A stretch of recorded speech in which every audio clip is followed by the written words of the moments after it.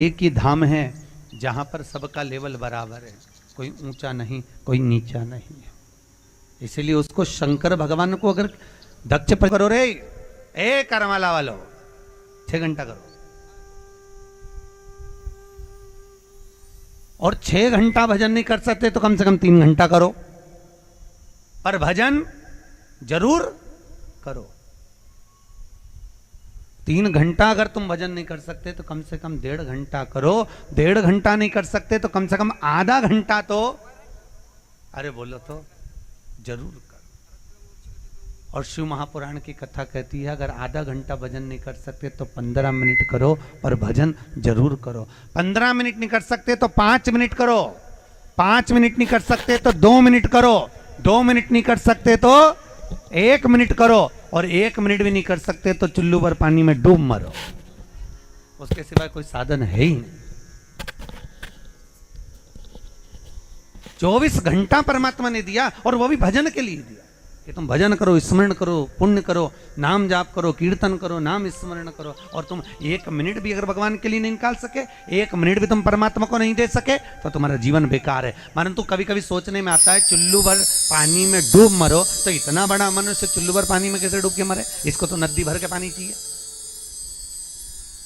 चुल्लू भर पानी में तो डूब के नहीं मर सकता। तो शिव महापुराण की कथा कहती है जिस मनुष्य ने मनुष्य योनि पाने के बाद में भगवान का भजन नहीं करा, पांडुरंगा का स्मरण नहीं करा, हरि विठ्ठल को नहीं जपा, जिसने मनुष्य देह पाने के बाद में शंकर का स्मरण नहीं करा, शिव पर 1 लोटा पानी नहीं चढ़ाया, शंकर का अनुमोदन नहीं करा, शिव का स्मरण नहीं करा, वो मनुष्य एक कीड़े की तरह होता है और कीड़ा चुल्लू भर पानी में डूब के मर सकता है। वो मनुष्य देह नहीं, वो मानव शरीर नहीं, वो कीड़े और कीड़ा चुल्लू भर पानी में डूब के मर सकता है। मनुष्य देह बड़ा मुश्किल से मिलती है मनुष्य। 84 लाख योनियां काटते काटते काटते काटते तब अंतिम योनि है गौ माता की, और गाय की योनि से छूटने के बाद फिर मनुष्य की देह, तब मानव की योनि है।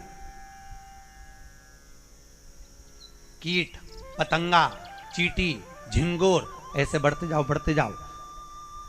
अगर आप लोगों ने गरुड़ पुराण पढ़ी हो तो गरुड़ पुराण का 5वां अंश कहता है, गरुड़ पुराण के 5वें अंश में लिखा है कि नीचे से कुत्ते की योनि है 4थे नंबर की, और 84 लाख योनि चौथे आखिरी की जो 84 लाखवीं योनि है वो गौ माता की योनि है, और गौ माता की योनि के बाद जो योनि छूटती है वो मनुष्य की योनि है, वो मानव की देह है।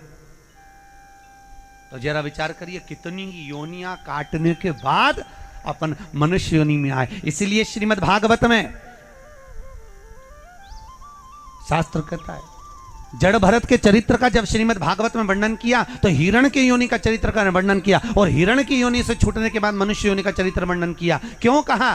तो यहां शास्त्र कहता है कि गौ माता की सेवा करते करते करते करते किसी के प्राण अगर छूट जाते हैं तो वो सीधे मनुष्य की योनि में चला जाता है। और मालूम पड़े, इसलिए हमारे यहाँ शास्त्र कहता है कि गौ माता की सेवा करो, गाय की सेवा करो। पर आज के ज़माने में हमने देखा ये करमाला में लोग, हम आ रहे थे पंढरपुर दर्शन करके कल, तो हमने आते आते देखा कि करमाला में लोग गाय की सेवा कम, भैंस की सेवा ज़्यादा कर रहे हैं।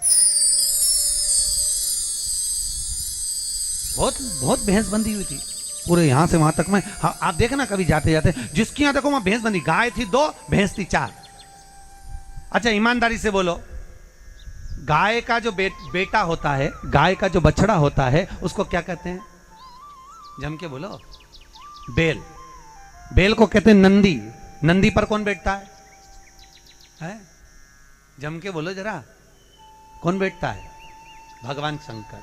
अब आ जाओ भैंस को, तो भैंस का जो बेटा होता है क्या बोलते हैं उसको? पाड़ा। उस पर कौन बैठता है? यमराज।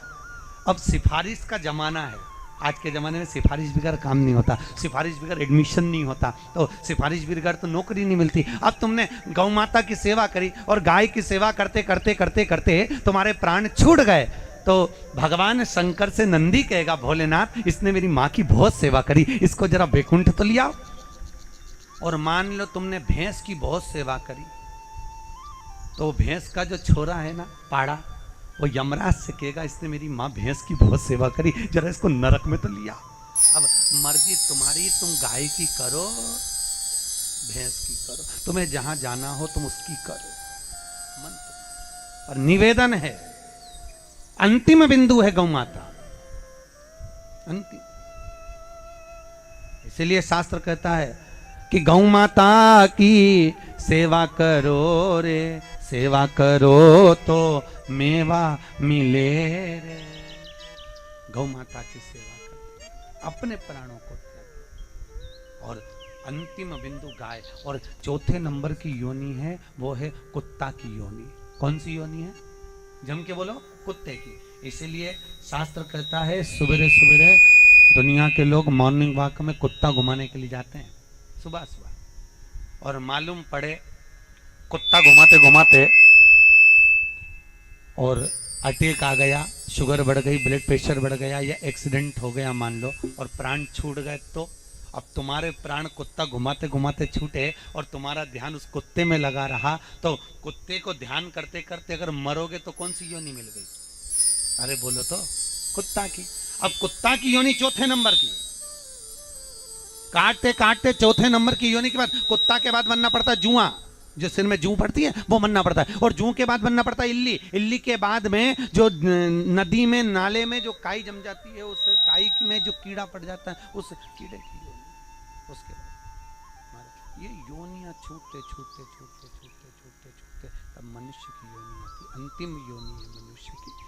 महाराज गौ माता की योनि आई, फिर गाय की योनि से छूटे, फिर मनुष्य की देह प्राप्त करी, और उस मनुष्य की देह को प्राप्त कर कर भगवान के भजन में तल्लीन रहे। महाराज भगवान की भक्ति में तल्लीन रहे।